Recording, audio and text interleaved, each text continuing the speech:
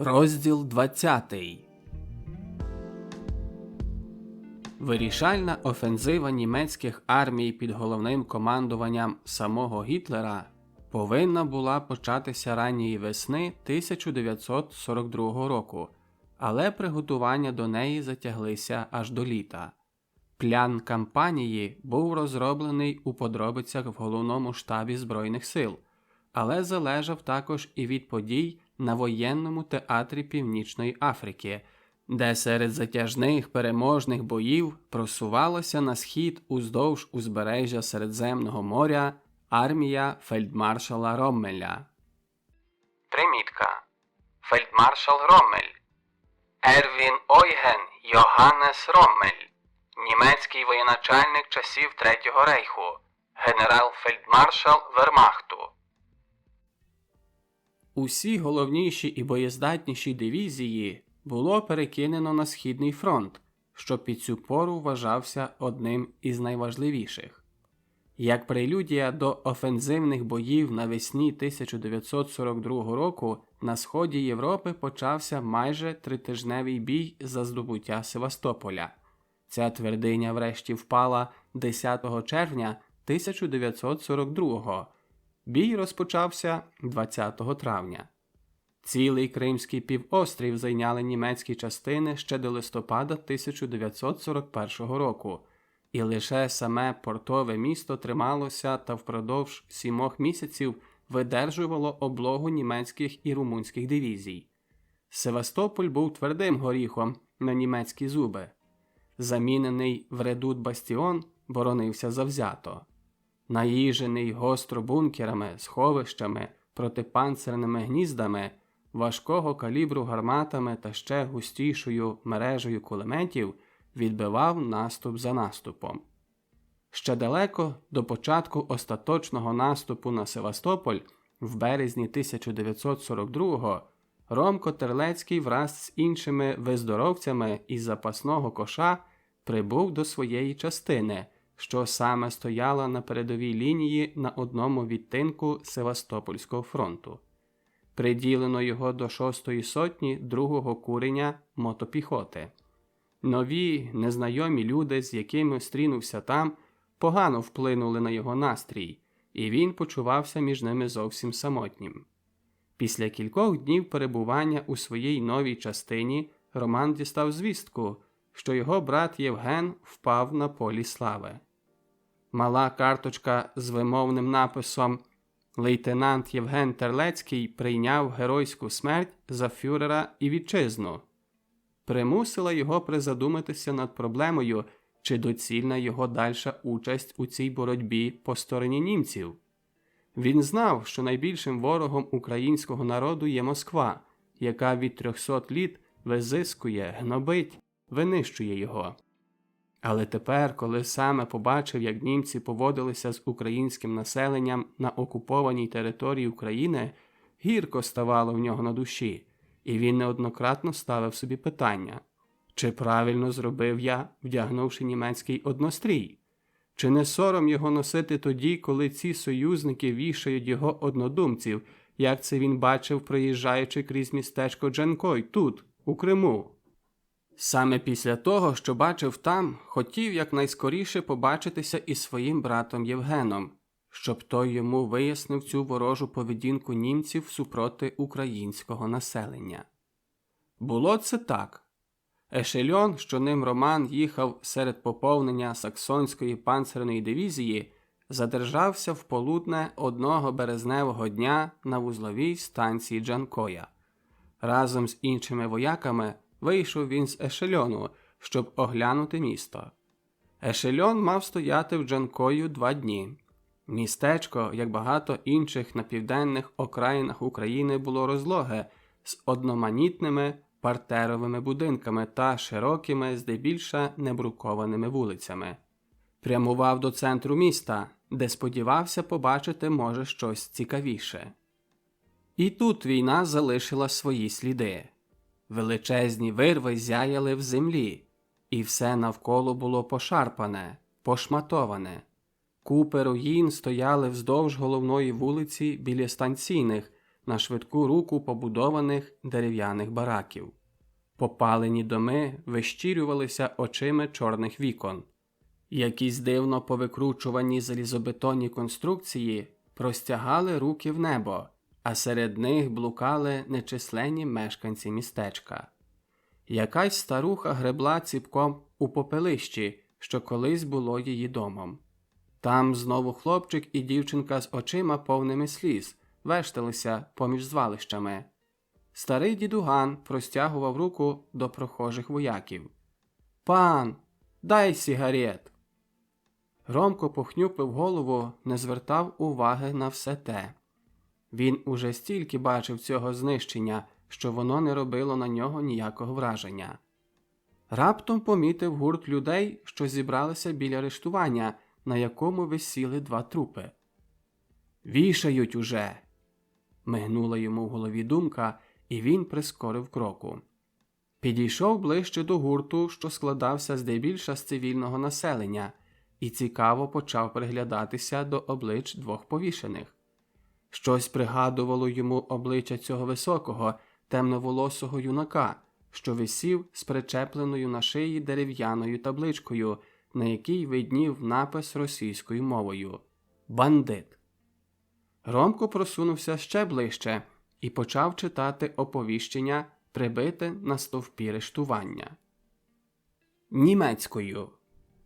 За приналежність до руху Бандери та ОУН, Організації українських націоналістів, Державним судом поліції безпеки засуджені до страти особи. Перший. Степан Лозинський, народжений у 1915 році у Львові. Решту Роман не дочитав. Як живими побачив перед собою минулі роки у своєму дорогому Львові. Так ось де знайшов смерть той юнак, що був колись прикладом для нього і для інших таких, як він. Там, у Святоюрському відділі Товариства Просвіта при вулиці Петра Скарги. Примітка. Вулиця Петра Скарги. Сучасна вулиця Озаркевича. І за що? А здавалося, що його мрії, його сподівання сповнилися, що вже розірвалися окови, якими впродовж століть скований був його нарід. Роман пригадав собі слова свого колишнього начальника майора Роммера. «Вони, слов'яни, при маленьких удачах великі оптимісти, і навпаки, при невдачах великі песимісти». Ромко виїхав тоді з Джанкою з болем у серці та надією, що саме брат витлумачить йому ці складні питання. Але якийсь фатум завис над ним, бо кілька днів після приїзду частини прийшла звістка про смерть брата. Не розпачав, не плакав, просто не міг уже. За всі ці пережиті дні, місяці, роки, повні розбитих, знівечених молодечих мрій, надій, сподівань, поривів, його душа покрилася грубою шкаралупою знечулення і байдужости. Жив тепер не завтрашнім, а сьогоднішнім днем. Те сьогодні було однакове, монотонне, безконечно довгі марші, криваві бої, до крайнього напружені нерви, безсонні ночі, повні небезпечних несподіванок, з малими лиш передишками та короткими постоями. Інколи закрадалися йому до голови думки про своє особисте «завтра». Бувало це тоді, коли роздавали пошту. Відколи повернувся до своєї частини, не дістав ще ніякої відповіді на листа, що його вислав до Нелі. І хоча був свідомий того, що вона вийшла заміж, але все ще леліяв думку, що може це якесь непорозуміння, неправда. Тепер уже 2 місяці не одержував листа навіть від Адася. У Львові важко було йому погодитися з цією думкою, що Неля забула його. А тепер час робив своє. Старався не думати. Це було одного дня на світанку, коли навіть невтишний від бойового гамору Севастополь помітно притих, лиш час до часу здригаючися від рідких вибухів. Курінь, де був Роман, приділено від 2 днів до піхотної румунської дивізії, і він займав становище від східної сторони на підходах до Севастополя. Перед очима розгортався типовий для тутешньої місцевості напівгірський краєвид. Сотні зарилися глибоко в кам'яний ґрунт, підриваючися час від часу на алярм. Це було кінцеве поготівля перед вирішальним наступом на твердині Севастополя. Без угаву росив дрібний дощ. Поле сіріло, далекі гори, дерева, кущі, міські будівлі. Все те розпливалося в ранній імлі, втрачаючи обриси. Минула ніч була неспокійна. Гармати різного калібру та гранатомети не припиняли вогню. Вешталися по передпіллі, ніби прочуваючи близькість остаточного вирішального удару, ворожі патрулі. Пробували вдертися в німецькі становища, викликаючи хаотичну стрілянину. Удалині майорів Севастополь своїми кам'яними будівлями. Праворуч видно було піскуваті насипи гір, рідко покритих карликуватим лісом. Вони тягнулися далеко і щезали у блідо-синявій далечині. Ліворуч ішла смуга понурих скель, що губилася в розбурханих хвилях Чорного моря. Ромко лежав у плиткому, на швидкоруч викопаному стрілецькому закопі, розтираючи закостенілі від нічного холоду стегна. Був одягнений легко, без плаща. На собі мав маскувальний однострій, що барвою зливався з довкіллям терену. Поруч з ним лежали по таких самих становищах десятки, сотні, а то й тисячі подібних йому. Уже другий день, другу ніч чекають на наказ до генерального наступу на укріплення фортеці. «Коли ж врешті почнуть?» – промайнула думка Ромкові в голові. І, як на підтвердження його питання, долітає з правого боку від Ромкового сусіда запит польською мовою. «Коли вони уже почнуть до дідька лисого? На, маєш, запалюй!» «Не знаю», – відповідає Ромко та простягає руку по подану цигарку. «Не спішися, знайдеться місце для нас усіх там!» Притому показав на небо. Говорять польською мовою, бо ж Ромків сусід – це німець з Помор'я, Рольф Тавбе. Були в одному рої впродовж цих 2 останніх місяців і здружилися. Ніч уступала сонячному травневому дневі поволі, але неухильно. Виразнішими стали зариси недалекого узгір'я, де чорними цяточками видніли отвори-люки залізобетонних фортечних споруд. Маячіли руїни розвалених, розкішних колись дач і палат. Солідне і фахове бомбардування всіма технічними засобами нищення з повітря і землі замінило їх тепер у звалища, серед яких, мов щури, крилися ворожі солдати. Легка імла оточувала руїни. Перші вистрелені над ранком на легкопадах ракети зеленого кольору, як чародійні лямпіони, завішані в повітрі, повільно падали вниз і гасли. Звідусіль долітав сморід спаленини і трупів, що розкладалися. «Зараз почнуть?» Рольфі неспокійно порушився. «Трудно сказати». Ромко вигідніше ліг у своєму закопі. «Вогонь надто нерегулярний, щоб можна було щось викомбінувати. Волію одностайну канонаду без довших перерв, але і без особливого напруження. До такого вогню легко звикнути, навіть ліпше спиться, а коли замовкне, чоловік будиться. Що хто любить? Я таки волію якийсь затишний куточок, де можна б трішки відпочити. Може, Бог дасть, що щасливо і це перейдемо. Адже казав сьогодні вночі обер-лейтенант Кіршбаум, що це вже наш останній ензац, і що потім вийдемо на довший відпочинок. Примітка перша. Обер-лейтенант. Військове звання молодшого офіцерського складу в Збройних силах Німеччини, Австрії та Швейцарії. Примітка друга. Ензац. Німецькою. Тут особливе доручення, особливе завдання. Він завжди так говорить, коли щось гаряче готується, процідив злісно крізь зуби Рольфі. А мені здається, що це справді мій останній аньзац. Снилося мені, що я, обдертий та неголений, приїхав додому у відпустку. Здається, що замість мене прийде лист за фюрера за батьківщину. Рольф сплюнув набік. Знаєш, Рольфі, коли б мені перед війною хтось балакав був про якісь забобони, передчуття, я його висміяв би.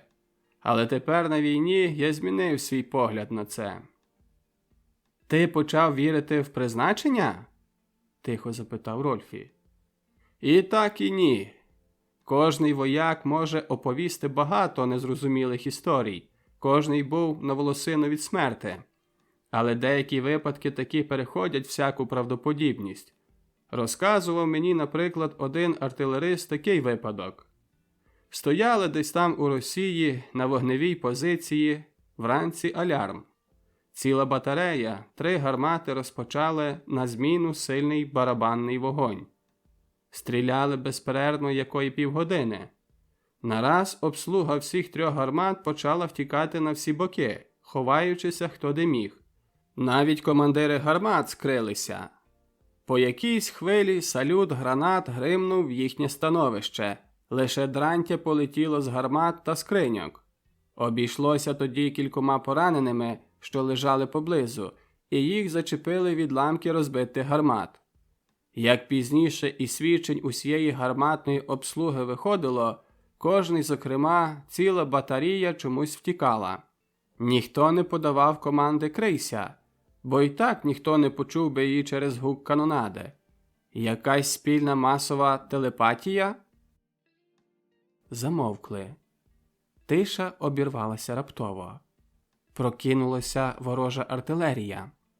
Нащупувала навмання передпілля. Розпочала свій концерт поодинокими вистрілами, щоб за деякий час набрати сили і щораз інтенсивніше гриміти. Загрівалася своїм власним вогнем. Розкаженіли, розшарілися пекельні сили. Грім за громом стрясав землю. Смертоносні набої пролітали по параболях, щоб закінчити їх пекельною експлозією. Щораз ближчі були вибухи. Ворог переносив усе ближче свій вогонь. Стогнала від ударів земля, летіли посічені на тріски дерева, свистіли відламки, сипалося каміння. Легенький вітер ніс запах пороху. Ромко причаївся у своєму становищі і раптом почув голос Рольфа. «Раймунд, я йду в кукурудзу!» Рольф кричав, стараючися перекричати грюкіт канонади, а потім побіг схилений назад від становищ. Нагло заколивався світ. Ромко приліг ще сильніше до землі. Щось важке, щось страшно велике впало побіч нього. Оглушило, хлиснуло напором повітря, присипало землею. Ромко підорвався. Крик завмер йому на устах. Праворуч, трохи ззаду, побачив пришпиленого до землі гарматним стрільном Рольфа. «Немов метелик у збірці», – мигнула йому в голові думка, і він кинувся бігти до Рольфа. Викривлене смертельним скорчем обличчя, конвульсійно вп'ялені в землю нігті і тулуб. Тулуб без ніг. Там, де були ноги, одна мазь крови, шмаття і стрільно не випал. Ніяка поміч не була вже Рольфові потрібна. Нараз серед цього грюкоту гармат і вибухів долетів до стривожених вух Романа ще один характерний звук. Він був щораз ближчий і ближчий. Урешті, крізь хмари пилюки і диму Ромко побачив перші ключі літаків. Небо над ними ясно-синє, прозоре, а літаки виглядали, як срібні стрілки, що пливли на карті моря. Повітря стало ще густіше від звуків. Бренить стогоном моторів, співає протяглими свистами, що летять з передпілля. Ось там на передпіллі росте димова заслона, укладається в регулярну, високу і різнокольорову стіну. Поволі, дуже поволі зменшується виднокруг перед очима Ромка.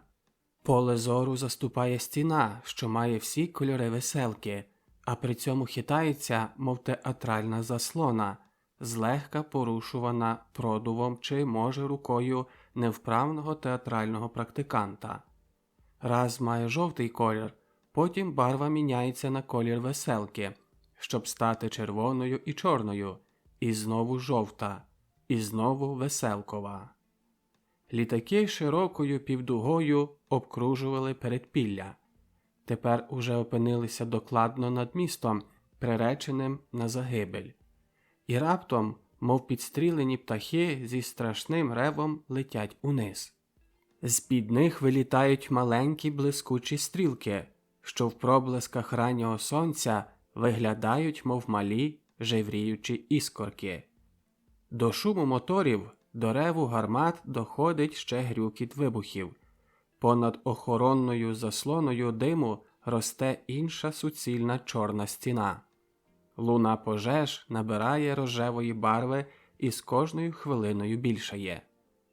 Коли останні літаки викинули свої малі іскорки, ціле передпілля, а з ним і контури дерев та руїн, зникло, перемінившись у безвиразну темну сірість. Так почався день 20 травня 1942 року. Розпочався рішучий, завзятий бій за Севастопольську твердиню, що тривав повні 2 тижні. Забагряніла земля довкола міста. Спливали кров'ю пощерблені полки, дивізії. Рештками сил напирали вперед. Сотня, де був Роман, змаліла до половини свого стану. Те саме діялося в цілій дивізії, в цілому корпусі генерал-фельдмаршала фон Майнштейна. Примітка. Фріц Еріх фон Манштейн, власне Манштайн, німецький воєначальник часів Третього рейху, генерал-фельдмаршал Вермахту. І як після 2-тижневого очікування під ворожим артилерійським вогнем прийшов врешті наказ, то люди на вихідних становищах, а з ними і Роман, відітхнули. Врешті якась зміна, врешті підуть вперед, а там краще не думати. Вечоріло. Пожежі над містом, малопомітні вдень, тепер ніби розбурхалися, наливаючися кров'ю. Їх стало несподівано багато. Багряні хребти підпирали небо. У підхмарних чорних глибинах гуляли прожектори. Зенітні кулемети прокладували траси. Стугоніла канонада. Гарматні кулі із смертельно білим блиском розтріскувалися на стінах скель, бункерів, будівель, провалювалися крізь дахи. А як на землю впав сумерк, рушили до наступу. Встав і Роман, підірваний голосом роєвого. Поправив на собі спорядження, перехрестився та сильніше стиснув у руках рушницю. Рушили, йдучи слідами гусениць танків. Глибокий і виразний навіть уночі слід гусениць був єдиною стежкою для піших вояків. Ніхто не відважився зійти з цієї стежки на крок вліво або вправо. Кожний знав добре, що це грозило вибухом міни. Дорогу для танків заздалегідь розмінували піонери, що посувалися перед танками. Гармати танків заступали артилерійський вогонь і гриміли з безпосередньої віддалі по ворожих становищах. Били в отвори бункерів, звідки Максими і Дєгтярі намагалися досягти своїми смертоносними стрільнами піхоту, що наступала. Примітка. Максими. Кулемет Максима. Станковий кулемет, розроблений британським зброярем американського походження Гайремом Стивенсом Максимом у 1883 році. Кулемет Максима став одним із родоначальників автоматичної зброї. Він широко використовувався під час Англо-Бурської війни 1899-1902 років, Першої світової і Другої світової воєн, а також у багатьох малих війнах і збройних конфліктах ХХ століття, а також зустрічається в гарячих точках по всьому світу і в наші дні. Але для них це виходило на загибель. Своїми довгими чергами вони зраджували становища, і один постріл танкових гармат примушував їх замовкати навіки. Ромко, як завжди в таких ситуаціях, йшов з душею в п'ятах. Це не було боягузтво, це був своєрідний страх, як тоді, коли напотимки війти в ліс. Страх перед утратою контакту зі своїми, а одночасно страх перед тим, чи зможе він так зблизька когось убити, знищити, якщо хтось стане йому на дорозі. Такого самого почуття страху він зазнав ще малим хлопцем, коли мати посилала його у підвал по картоплю або вугілля. Коридор у підвалі був довгий і темний. Не раз, коли він ішов ним, йому гасла свічка, і він тоді гаряче молився. Так і тепер. Він ішов за своїм попередником по гусеничному хіднику і повторював слова молитви. Аж ось розмінована земля скінчилася, і танки станули. З-поза танків висунулася піхота. Привітали їх, захлистуючись від довгих чер ворожі кулемети. У темно-синьому, майже чорному сумеркові вовтузилися перед панцирами темні силуети.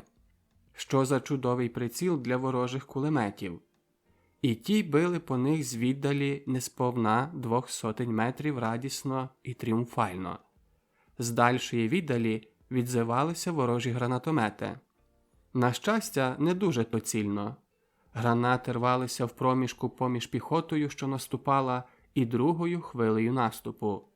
Тільки всього, що хіба ще одна вогнева лінія більше.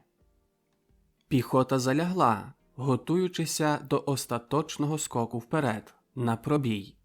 Почулися ззаду сильніші, скорі рухи моторів малих танкеток. Під'їхали на близьку віддаль і ригнули полум'ям вмонтованих на них вогнеметів. Полетіла блискавкою вогненна олія на ворожі становища, вливаючися полум'яними язиками в отвори бункерів, в земляні бойові становища. Вмить зробилося ясно, занадто ясно. Сіра земля, зелена трава і бронзові стовбури дерев горіли одним темно-червоним яскравим полум'ям. Вогонь Максимів і Дєгтярів замовк. У тій хвилині до вух Ромка, що лежав на землі, крізь гук бою долетів несамовитий крик ройового. Німецькою. «Стрибай! Ще! Марш! Марш!» Ромко ще сильніше стиснув рушницю, набрав повітря у груди і з божевільним, безперервним криком «Гура!» скочив уперед. Вбіг з іншими у якийсь рів, топтав поранених і трупах, когось звалив на бігу одним пострілом, когось, коли вже не було часу стріляти, проколов багнетом, ще іншого вдарив прикладом рушниці. Почув щось липке на руках. У світлі пожежі побачив свої руки у крові, не у своїй. Коли перше затьмарення бою минуло, почав сприймати деякі враження з довкілля. Он там ровом біжить його ройовий, накликуючи своїх вояків до нової атаки. Ось там цей спокійний, з лагідним обличчям саксонець ріже із ручного кулемета в чорний отвір бункера. А там знову чотовий.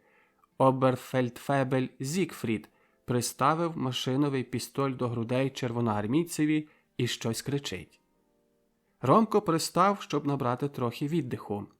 У світлі гранат, що вибухали, і в червоному полум'ї пожеж бачить свого сотенного оберлейтенанта Кіршбавма, як той стоїть поблизу розваленого бункера і спокійно видає накази, мов диригент оркестри диригує своїми людьми. Німецькою. «Стояти на місці! Жодного кроку більше! Вперед!» Крізь гуркіт бою долітають його слова до Ромкових вух. Коли надходила північ, цілий курінь зайняв передбачену наступом ціль. Укріпилися в ній. а бій довкола обложеного міста на інших відтинках тривав далі. Диміла згарищами земля, ревли гармати, скаженно сікли, аж захлистувалися кулемети, з незвичайною швидкістю строчили автомати. Вогненні пасма куль густо летіли крізь нічну імлу. В задушливій темряві червоної ночі нелюдськими голосами стогнали недобиті вояки. З першими променями сонця, що сходило, стихла хуртовина бою. Свобідніше відітхнула земля. Ворог відступив, його добірні дивізії скривавилися. Проваджено полонених, виволічених з бункерів і сховищ, половлених по ровах, де були причаїлися, прикидаючися мертвими.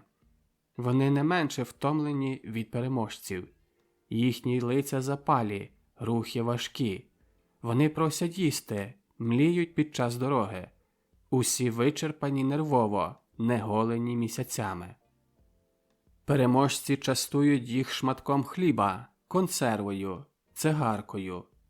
Тут, на фронті, існує якесь чисто вояцьке фронтове вирозуміння для недолі противника. Цей фронтовий гуманізм сильніший понад усі інші почування.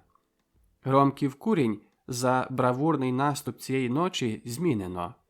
Здобуті ворожі позиції зайняли свіжі частини, а курінь пішов на відпочинок. З кінцем серпня 1942 року численні дивізії 6-ї німецької армії під проводом генерал-фельдмаршала Паулюса осягнули у важких завзятих боях ціль своєї літньої офензиви – правий берег Волги на південь від міста Сталінграда. Примітка. Генерал-фельдмаршал Паулюс. Фрідріх Паулюс. Німецький воєначальник часів Третього рейху. Генерал-фельдмаршал Вермахту. Під час Сталінградської битви командував 6-ю армією, що була оточена та капітулювала в Сталінграді. Автор плану Барбаросса. Від тої пори день за днем, крок за кроком залізне кільце німецьких дивізій щораз ближче затиснювалося довкола міста, що незабаром мало стати могилою для сотень тисяч людських істот і вирішило вислід війни на сході Європи. На правому крилі цієї залізної дуги в жорстоких боях просувалася та німецька піхотна дивізія, що нею Ясьо піхота пройшов весь її кривавий шлях. День і ніч дрижала довкруги цього призначеного на загибель міста земля від безугавних вибухів бомб і гарматних стрілен. День і ніч палало від пожеж небо. Ночі перемінилися у дні. Скрізь було полум'я, на землі і на небі. Крізь темінь ночі вогненні блискавки мигали в одному напрямку, перехрещувалися у своєму сліпучому леті і падали далеко за темні силуети обрію, викидаючи під небо величезні фонтани вогню, диму, землі, заліза, сталі, бетону і людського м'яса. Ці вибухи зливалися в суцільну стіну, творили один розгуканий рухомий вал, а оглушливий рев, виття, стогони і глухе дудніння розколиханої землі творили один великий пекельний хаос, що вверчувався розпаленим клином у зболілий мозок, молотами валив у скроні, трощив на порох перестрашені серця, а в очах запалював божевілля. Тиждень на Сталінград летів ураганний вогонь сталі. Уже тиждень без перерви день і ніч підривалися на наказ командирів люди. Бігли, падали, вдаралися в оборонні гнізда, пнялися по звалищах поруйнованих домів, бетонних споруд, щоб знову прилягти за виломом якогось поруйнованого дому і знову бігти. Щоб тільки вперед і вперед. Перед ними виростали колючі дроти, відкривалися вовчі ями, їх розшарпували зрадливі міни, привалювали брили чорної землі і мокрої глини, а вони все-таки робили своє. Раз у раз рвалися ворожі гранати в їхній лінії, ламали її, надщерблювали, а згори сипався на них дощ гранатних відламків і каміння та дзвонив глухо по сталевих шоломах. Люди конали мовчки, не мали сил уже кричати. Скільки їх гинуло, пізнати було тоді годі, коли падав наказ зриватися і бігти вперед.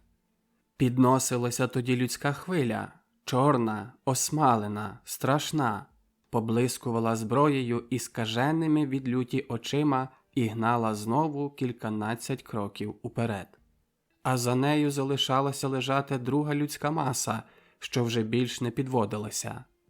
У цей час ніздрі наповнювалися млісним, солодкавим запахом крови.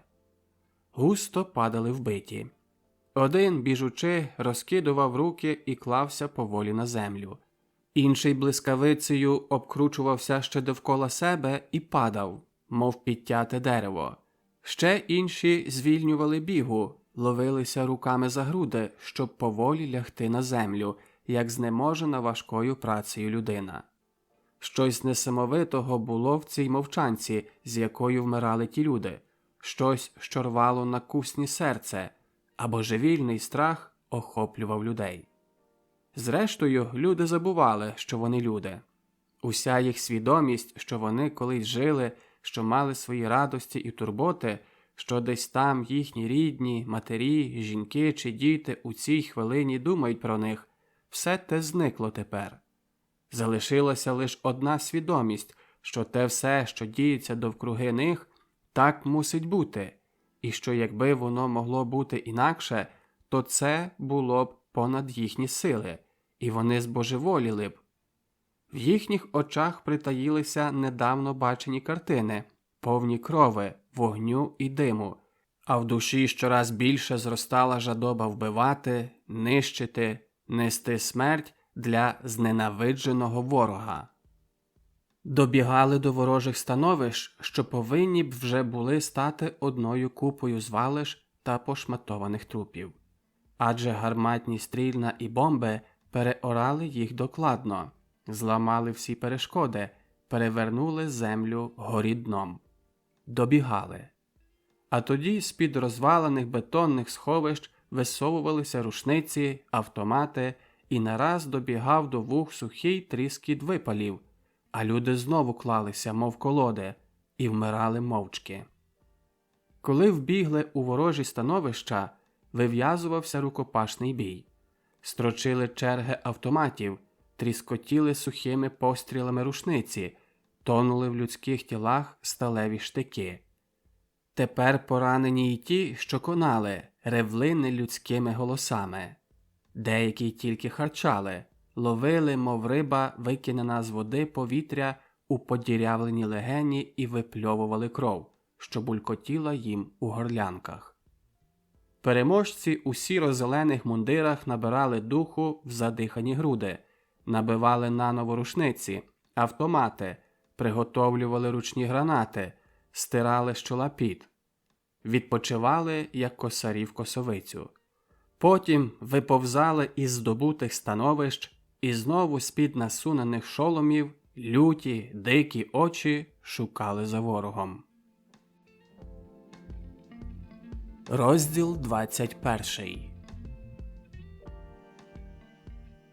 Полк, де служив Іван Потіха, вів від тижня важкі бої на північ від Сталінграда, опираючися своїм правим крилом об залізничну лінію Сталінград-Борисоглєбськ.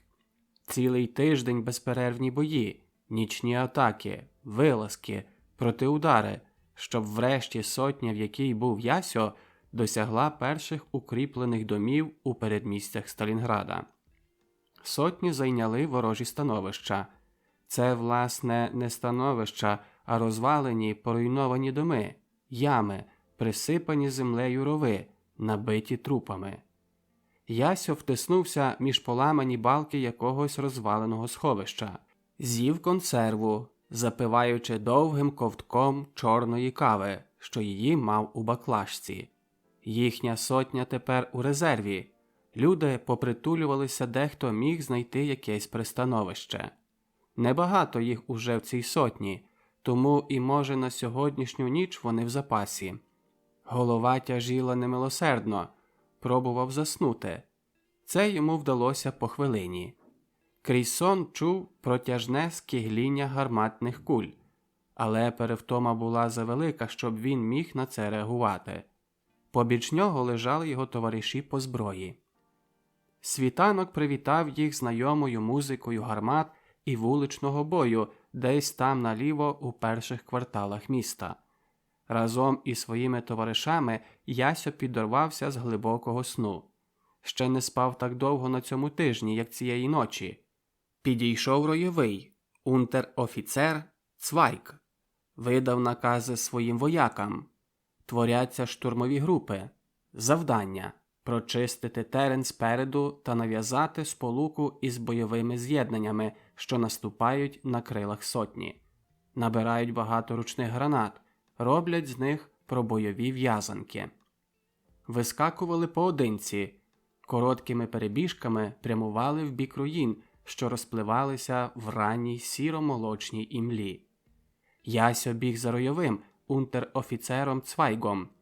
Добігали до звалищ, як раптом десь сухо затріскотіла коротка черга автомата. Ройовий і Ясьо залягли у якійсь вижолобині. «Іван, чи наші?» «Я думаю, це наші», – прошепотів Ясьо. Вони висунулися із своїх вижолобин і одним скоком пробігли до звалищ якогось дому. Насторожене вухо вловило тихе голосіння, немов плач дитини. Ясьо зазирнув у глиб темного отвору, але побачити не міг нічого. Підбігли інші вояки. Оточили звалища, шукаючи можливого входу. Ось він тут. Ясьо обережно заглянув до середини.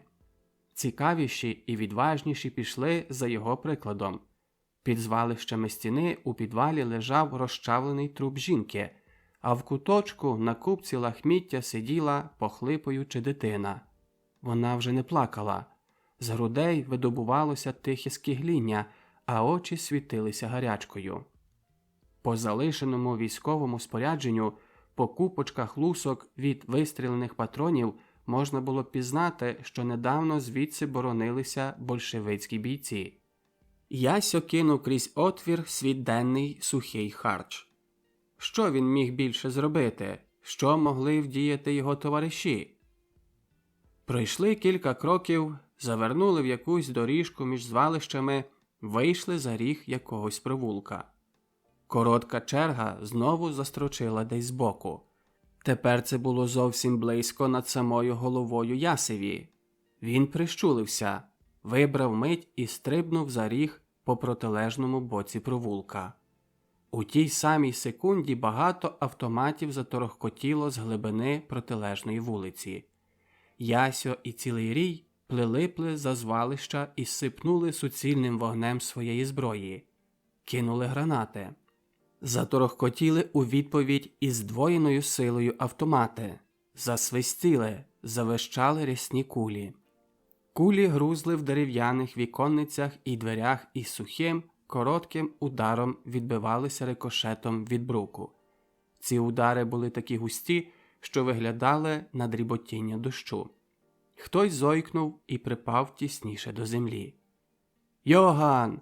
Шрайбер! Кранц! Біжіть в обхід!» – прокричав ройовий Цвайг, вказуючи на бічний провулок. Вони розійшлися. Ясьо біг перший, тримаючи в лівій руці фінку, що з нею не розставався ще від Ізюма, а в правій держав в'язанку гранат. Допали останнього закруту. Перед ними виріс низький будинок, обкладений мішками з піском, зміцнений бетонними стінами. Пристанули. Ясьо перевісив на шию фінку так, що вона теліпалася йому на грудях, в обидві руки узяв по в'язці гранат. Вони були позаду великого фабричного блокгауза, і перед ними чорнів завалений товстими залізничними шпалами отвір-вхід. Минулі місяці навчили Яся багато чого. Часті атаки на міста, вуличні бої під час цього маршу по Україні не пройшли для нього намарно. Він звик до несподіванок і небезпек, що їх криють у собі ці барикади на вулицях, мирні доми замінені на бункери.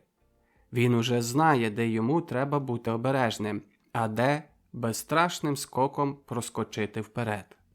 Ясьо вибрав момент, коли спереду будинку чути було найсильнішу стрілянину з автоматів, і одним скоком підбіг до входу, відбезпечуючи на бігу в'язанку ручних гранат. З усієї сили кинув гранати всередину отвору. Стіпивши зуби, він припав у якійсь вижолобіні біля бетонного муру. У цій хвилині повітрям струснув різкий вибух. Спершу один, а за ним другий. Посипалися тріски від шпал, рвонуло повітрям від розриву. Підірвався одночасно Ясьо та зі стегна сипнув цілий барабан своєї фінки. Вояки штурмового роя вдерлися в розбитий блокгаус. Почулися всередині короткі черги автоматів. Вояки викінчували залогу. Рушили далі. На роздоріжжі вулиці стрінули 2 чоти своєї сотні, що ніяк не могли здобути укріплених будинків якоїсь фабрики. Залягли побіч них у звалищах домів. Повз них пробігали вояки інших сотень. Усі залягали на правому боці, де темними отворами чорніли понурі укріплення, звідки раз у раз вилітали вогненні блискавиці. Одне з таких укріплень було якраз напроти Ясевого роя. Звідти тепер лилася злива сталевого дощу. Ясьо сунувся у безпечніше місце. Гармати ревли і ревли. Коли ж врешті цьому прийде кінець? Земля коливається, як корабель на морі. Виття над головами ні на хвилину не вгаває. Небосхил від тижня ломиться, тріскає і котиться у щелепи світу. Знову одна з чот пробувала вдертись до укріплень фабрики. Уже кілька разів вривалися на подвір'я і завжди відступали з дошкульними втратами. На вимогу сотенного Шольца командування відтинка вислало 3 штурмові гармати. З гуркотом гусениць по бруківці в'їхали на становища горнети і ригнули 88-мм гарматами з цілком близької відстані. Били раз у раз, на зміну. Гранати пролітали над самою землею, верчувалися, кришили, ламали залізобетон. Укріплення оповила хвиля пороху і диму. Сотня, а з нею Ясьо, підорвалися до атаки. Ринули хвилею у розбиті фабричні зали, поміж поламані машини. І знову люди стали нелюдами. Схопила їх хвиля бою. Зловісно у літньому сонці блищали наїжені штики. Рвалися глухоручні гранати. Низько пролітаючи, гули навіженим грюкотом штурмові літаки. Засипували терен бою смертоносним оливом із бортової зброї. І знову нове пекло.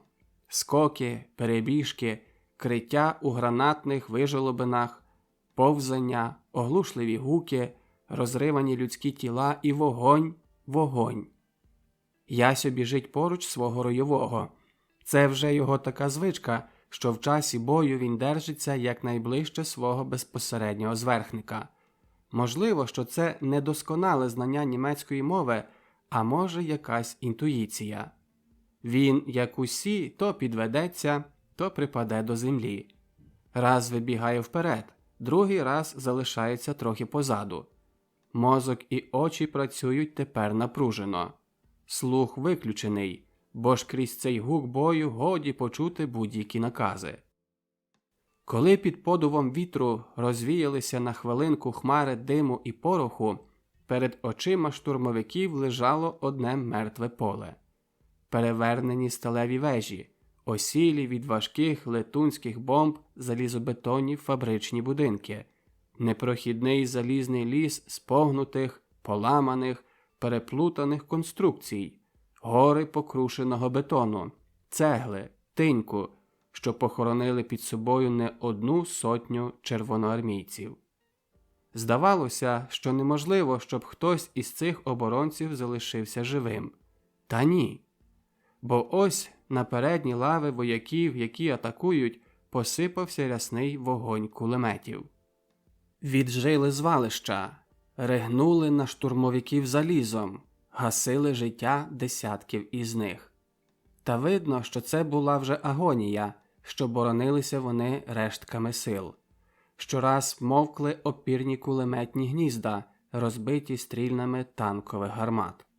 Розбиті панцирі оборонних веж блокгауза стирчали вгору гострими покрученими бляхами. Сипався розмелений на порох бетон.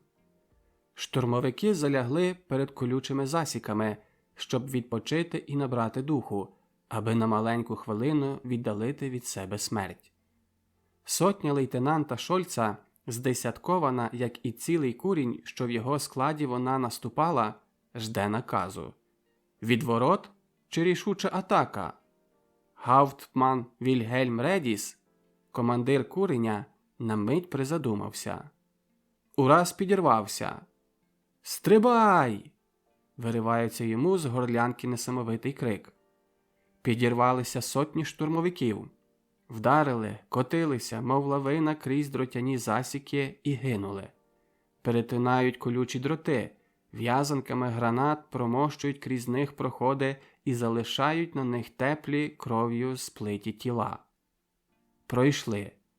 Вдерлися між звалища, стріляють на бігу з автоматів, кидають ручні гранати. «Вперед!» – кричить чотовий лейтенант Новак і падає. Бризкає кров з його розшарпаних артерій. Виють протяжно над головами гранати. Тріскають. Валяться мури будинків. Збиваються в повітря тумани пороху.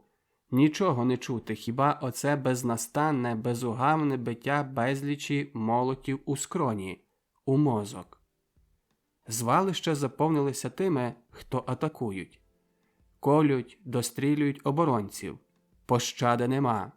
Заїла лють взяла верх над глуздом. Безперервне «Гура!» з горлянок сотень людей зависло в повітрі. Яся, як навіжений, біжить, стріляє то тут, то там короткими чергами з фінки. Закладає на ходу запасний барабан до фінки і кидає ручні гранати. Поруч біжить унтер-офіцер Цвайг. Очі в нього налиті кров'ю, вибалушені наверх, щоки судорожно заціплені, горішня губа відхилена. Поблискують зуби, як у хижого звіра. Похилений, згорблений проскакує крізь гори трупів. Ошалів чи що? Вбігають у величезний поверховий будинок, розбігаються по коридорах. З розгоном вдаряє унтер-офіцер Цвайг прикладом свого Бергмана у викривлене божевільною гримасою обличчя якогось червоноармійця і сам падає, мов підтяте дерево, на свою жертву, прошитий чергою ворожої фінки. Ріже в це місце зі свого автомата Ясьо і, не ждучи відповіді, миттю падає під стіну за звалища трупів. Лежав у сутінках темного коридора блокгауза і на тлі осяяного денним світлом протилежного виходу бачив добре, як падали і знов підводилися ворожі постаті. Дав довгу чергу вздовж коридора. Ревучи, заточуються від стіни до стіни поранені, а на їхнє місце з розбитих фабричних казематів вискакують інші. Ясьо викинув вистріляний барабан, вбив новий, останній. І знову вистрочив чергу попри саму долівку коридора. Здається, він ніколи не стріляв з такою насолодою, як тепер. Знав, що жодна куля не вилітає намарно. Опритомніли деякі оборонці і почали стріляти хто куди, вбиваючи самі своїх. По всьому коридорі, від підлоги до стелі, засвистіли, зарикошетили кулі. Ясьо з розмахом кинув гранату. Струсонуло повітрям коридора, 100 відголосами покотилося по казематах. Але Ясьо не довіряв їй, випустив ще 2 короткі черги зі свого автомата і аж тоді, важко відітхнувши, ніяково поглянув на труп унтер-офіцера Цвайга, що лежав поруч нього. У цей момент у виході з коридора розривається зі страшним ревом гарматне стрільно. Ясьо закрив голову руками, ніби хотів ними охоронити її від відламків. Просвистіли в повітрі шматки дрібного заліза, а коридор наповнила хмара диму і пилюки. По хвилині Ясьо підвівся, протер запорошені очі. На хільці побіг крізь завалений трупами коридор, кидаючи очима на всі боки. За ним бігли інші, прошукували будинок, і раптом Ясьо зупинився. З купи подертого, пошматованого однострою і м'яса, що ніяк уже не нагадувало людини, долетів рідний для Яся звук. «Мамо! Мамо! О Боже!» Нісся слабкий, ледве чутний лемент. Ясьо станув, мов укопаний, нахилився і підклав руку вмираючому під голову. «Хто ти? Звідки?» – закричав майже з розпукою.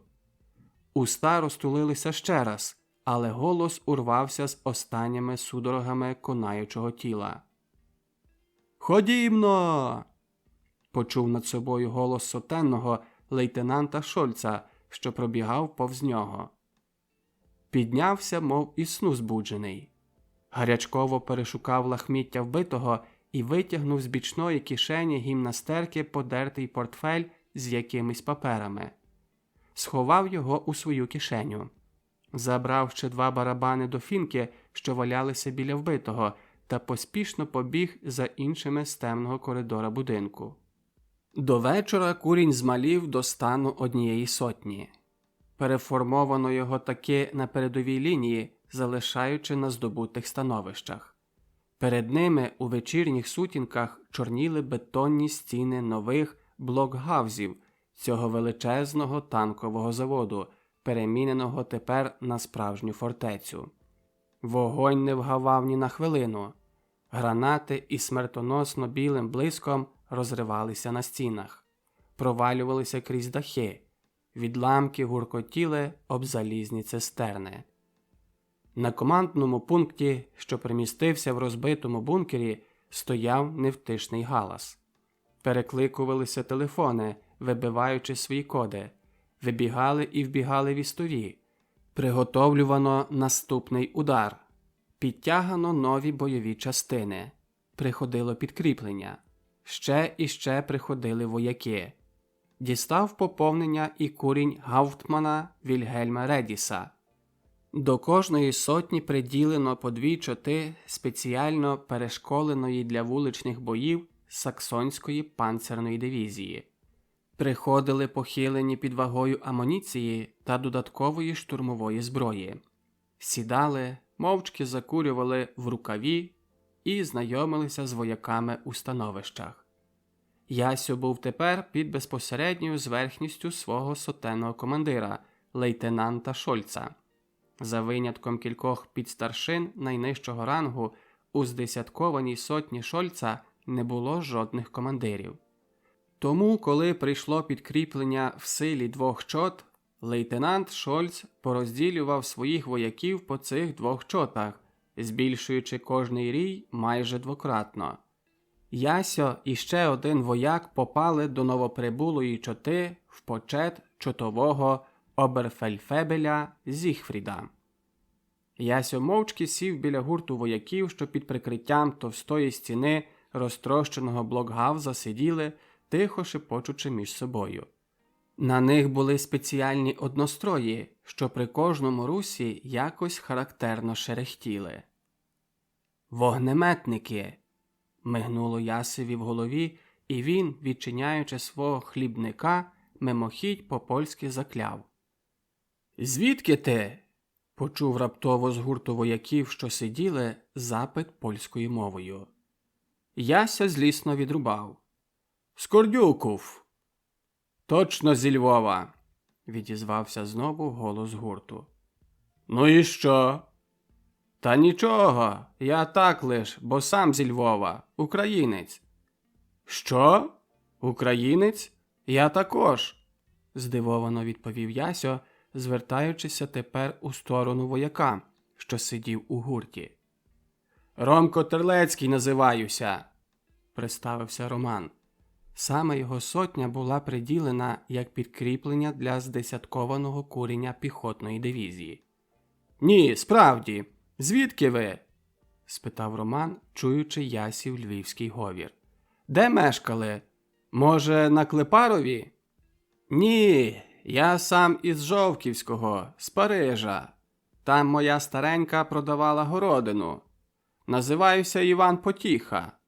Люди кликали мене Ян Поцєха, а своя братія називала мене просто Ясьо або Пацалиха». Зрадів Ромко. «То ви знаєте Новицького, Глов'яка, Круковського?» «Ну так, звісно, то ж свої хлопаки. Тільки дурні думають, що висадять щось там у Львові, коли тут така бійка з Іваном». Ромко уже мав готову відповідь Ясьові, але не вспів роззявити рота, як почувся чийсь голос. «Йоган!» «Ого, старий кличе!» – сказав Ясьо, підриваючися з місця і збираючи свої речі. «Пізніше поговоримо, а тепер будь здоров!» І побіг у бік голосу. Довкруги немовби стихло. Однак це була лише омана. Бій не вгавав ні на секунду. Ця коротка, несподівана зустріч з людиною з далекого рідного міста на хвилину заспокоїла Романові напружені до крайнього нерви. Він просто не хотів вірити. Стільки людей довкруги, стільки чужих людей, а тут така зустріч. Чудо та й годі. Склонив голову, пробуючи заснути, але думки про несподівану зустріч не давали йому спокою. Стрінутися між стількома вояками – це було нечуване, неймовірне. Ромко врешті заснув, заколисаний смертельною симфонією бою. Розбудило його настирливе шарпання за плече. «Вставай, вставай! Зараз буде Фертіхмахен!» – пришвидшував Ромка Ясьо. Примітка. З німецької «готуйся».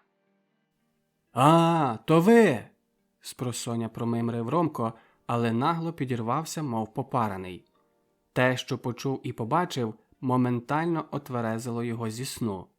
Десь ген на правому крилі по брудно-фіолетовому небосхилі мчали із сходу на захід дивні хвостаті комети. «Катюші!» – сказав хтось із вояків, що спостерігали невидане явище. Примітка. «Катюша» – неофіційна назва реактивних систем залпового вогню БМ-8, БМ-13 та БМ-31. Система перебувала на озброєнні Червоної армії під час Другої світової війни. За хвилину почули серед загального грюкоту нове гаркотіння, мовби бігла величезна зграя собак. «Усім приготуватися!» – закричав на весь голос, стараючися перекричати грюкіт бою чотовий оберфельдфебель Зігфрід. «Вогнемети залишаються при мені!» Ромко автоматично поправив на собі азбестовий комбінезон, закинув на плече вогнемета, поправив на голові шолом. «Тримайся, Ромку, я йду з тобою!» – сказав Ясьо, приводячи своє спорядження до порядку. Поповнив запас амуніції, що її тут лежало досхочу, позапихав за пояс кілька ручних гранат. Почулася передавана з уст до уст команда «Вперед марш!» І вони рушили. Виповзали із заломів, з-під гутир поплутаних залізних конструкцій, що нагадували купу хмизу, з ям від гранат. Терен то опадав, то підносився. Щирився гранатометними вирвами, піднімався купами румовищ і загороджував дорогу поодинокими розчавленими бійницями. Ноги ковзали на куснях заліза, заплутувалися в сітці телефонних кабелів.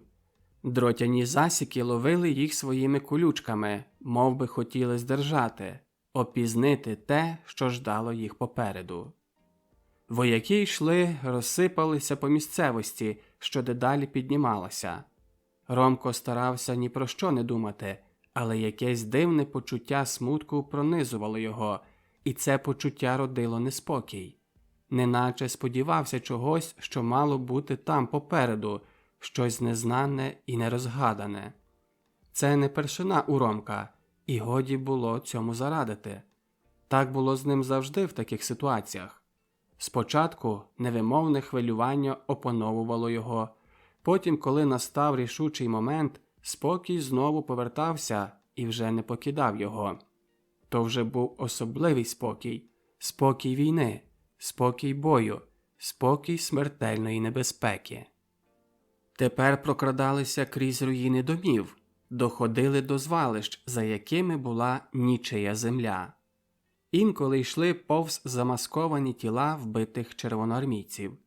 Млісний сморід гнилизни вдаряв у ніздрі, запаморочував. Смерть косила цих людей в час, коли природа красувалася життям, і їхні трупи затруювали тепер тепле повітря літнього дня. Заїло, сварливо набріхували катюші, глухими громами била артилерія. Інколи торохтів Максим, поров повітря довгими, міцними чергами, і здавалося, що він б'є десь тут, недалечко. Неозорий небосхил гудів від безперервних бичувань. Червоні намиста світляних куль пливли разками одне за одним довгими параболями, ясніли і гасли, як метеори. Щораз виразніше чути було постріли машинової зброї, рушниць, автоматів, рокотання дігтярів на переміну з Максимами і німецькими МГ-34 чулося щораз ближче.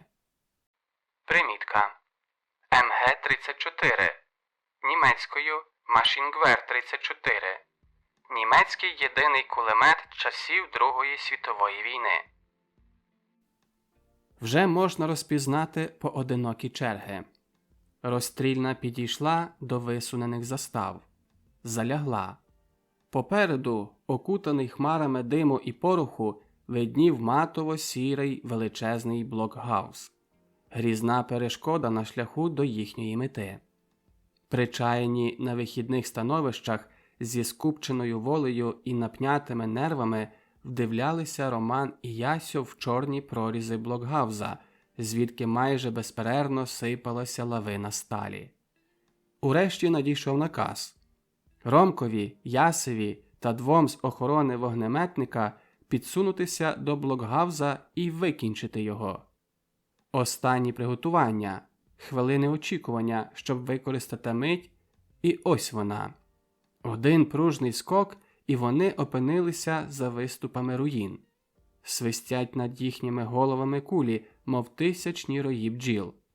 Це чота, що залягла за ними, придушує ворога, обстрілюючи інтенсивно з усієї вогнепальної зброї. Знову підорвалися і проскочили кілька кроків. Ромкові піт лється з чола струмочками, у грудях не стає повітря. Ще раз і ще раз підорвалися. Ромко бачить, як перед ним Ясьо з розмахом кидає ручні димові гранати у чорні щелепи бійниць. «Він уже на мертвому полі!» – майнуло Ромкові в голові, і заки він міг сам рушитися, вже пришвидшує його майже заглушений у цьому гуркоті крик Яся. «Ромку, йди!» Ромко біжить щосили. У нього єдина думка – добігти, виконати наказ і вернутися до Яся. З останніх сил добіг під мури блокгауза. Надзвичайна швидкість і ясність змислів та думки заволоділа в цю мить Ромком. Така ясність буває тільки в останню хвилину життя, коли людина бачить свою смерть просто перед собою. Може, секунда пішла на те, щоб натиснути курок спускового крана вогнемета, і струм вогненної рідини вдарив стівки просто в отвір бійницю блокгауза. В ту саму мить він почув дикий крик, гортанний зойк там, усередині блокгауза. Він натиснув ще і ще раз на курок та інстинктивно відскочив убік. Тепер у ньому діяв тільки інстинкт. За секунду він відскочив уже декілька кроків від отвору. Тільки тоді почув ще крики і побачив спалах, яскравий спалах у чорній щелепі отвору бійниці. Він із шаленою швидкістю пробіг відстань, що ділила його від наступного отвору блокгауза, і з запертим віддихом прилип до холодної стіни. Ще секунда. Він увіпхав цівку свого вогнемета в другу бійницю блокгауза і судорожно натиснув на курок. У ту саму мить заторохкотіли постріли. Його плече рвонув різкий біль, і нараз в очах йому потемніло. Запримітив ще, що з отвору бійниці вилетіло і запалахкотіло щораз більше полум'я. Важко опустився на землю і сперся головою об стіну блокгауза. До залишків його свідомості долетів розпачливий крик «Ромку!». А потім загуло, зашуміло, задзвеніло у вухах, ноги враз стали важкі, олив'яні, і, здавалося, вируючи, світ швидким колом полетів у безодню. Ясьо спостерігав Романа цілий час і нараз помітив, що сталося щось недобре. Крик «Ромку!» видерся йому з горла. Він миттю підорвався, але не встиг проскочити і 2 кроків, як вибухла під ним земля. Гострий біль пронизав ноги до самих колін. В очах потемніло, і Ясьо впав на землю. Мчався поїзд. Один із тих сотень ешельонів, що впродовж цієї воєнної хуртовини везли у своїх вагонах із сходу на захід біль і терпіння. Везли поранених вояків із цього пекла, що звалося Східний фронт. Сповнений стогонами і зойками віз людей з обрізаними кінцівками, з простріленими легенями, животами, розбитими головами, поламаними кістьми, осліпленими очима. На лаві одного з вагонів біля вікна лежав Ясьо Потіха, навкрившись до шиї. Лежав горілиць. Від стоп до стегон був у гіпсі. Очі нерухомо вдивлялися у вікно вагона. Перед очима розгортався типовий для України хвилястий степовий краєвид. Вибалки, горбки, рівнина, перетикана лісом, і знову пасма горбів. Де-не-де замайоріло оповите осінньою імлою розлоге село. Темно-бурою зеленню вирізнювалися лани цукрових буряків і картоплі на безбарвному тлі ще незораних стерень. Лазаретний поїзд мчав на захід. Віддалювався щораз більше від грюкоту боїв. І Ясьо відчув радісне хвилювання, що він цілий, себто живий, що їде додому. Додому? Ясьо зітхнув з полегшею і задумався. Нестерпно боліли ноги. Тепер той біль, що спочатку доводив його до божевілля, приходив щораз рідше, але час від часу напади ще були. І тоді Ясьо почував себе цілком безпорадним, безсилим, як покинута дитина. Пригадав собі, як він у перехідному лазареті лежав разом із Ромком і несподівано для себе самого нагадав собі про той портфель, що його він витягнув конаючому червоноармійцеві. Ромко, поранений чергою автомата в плече, зачислявся до легше ранених, і Ясьо дав йому прочитати папери, що були в портфелі. З них обидва вони довідалися, що вбитим був Ромків брат – Володко. Рядовой Владимир Ильич Терлецкий, рожден в городе Львове 1919 года. Ромко навіть не плакав, лише ще більше збілів, а зубами нервово кусав губи. Мабуть, спершу не відчув того болю так, як не відчуває його згарячу поранений. Він тільки присів на Ясове ліжко і після довгої мовчанки прошептав: «Володко! Мій брат Володко!» Ясьо ніяково перервав мовчанку, хоч думки не клеїлися йому в голові. «Та знаєш, як це було?» «Я не виню тебе. Ти виконав свій обов'язок», – сказав сухим, ніби чужим голосом Роман. «Це не наша вина, що стаємо брат проти брата. Це вороги наші використовують нас як своє гарматне м'ясо». Ромкові слова падали якось твердо, безжалісно.